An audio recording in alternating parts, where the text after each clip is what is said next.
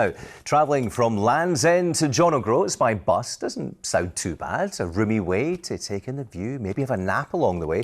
But that's not the case for James, Andrew and Will, who are making the epic journey by bus. But get this, theirs is only 8 foot long and 3 foot tall. It was built in the 1940s to take children on seaside rides, and they're doing the journey, of course, to raise money for charity. They're currently making their way through Scotland, and I caught up with them and asked them how the trip was going and whereabouts they'd got to in their miniature bus tour.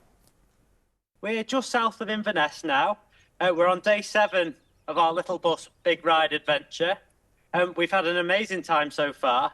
The support we've received en route has been beyond our wildest dreams. Clapping, cheering, waving, and people have been very generous with their donations too. I imagine you've been getting some kind of strange looks from passers-by. Yeah, so the typical reaction is double take.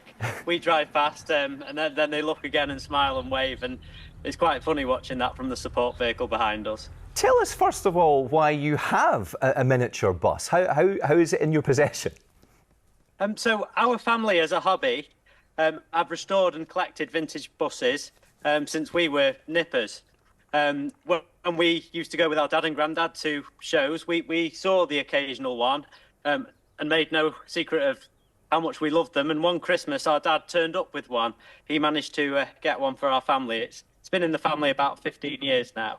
Originally, of course, these buses would be maybe ferrying kids along a promenade or whatever, not going on a huge journey from one end of the country to the other. How is it powered? How do you refuel it? How on earth does this work? So it's powered by a little 125cc engine. It runs on 4-stroke petrol. Cruises at around 20-25 on the straight. We've averaged about 12 miles an hour on our trip so far. Do you get some angry drivers being held up behind you? We've tried to pick routes where there are no angry drivers, but we've had a lot of support. There's been no aggro at all. Are you doing all this for charity?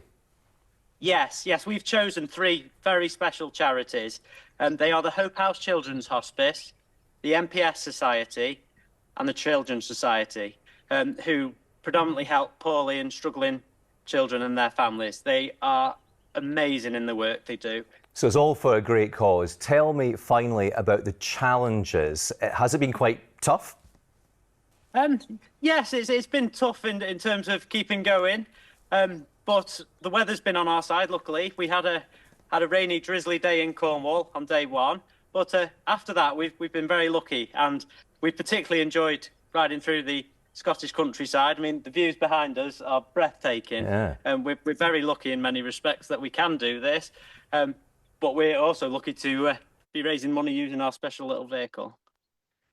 Not quite sure how they'll fit into that vehicle, but anyway, you can track the brothers' progress on littlebusbigride.co.uk.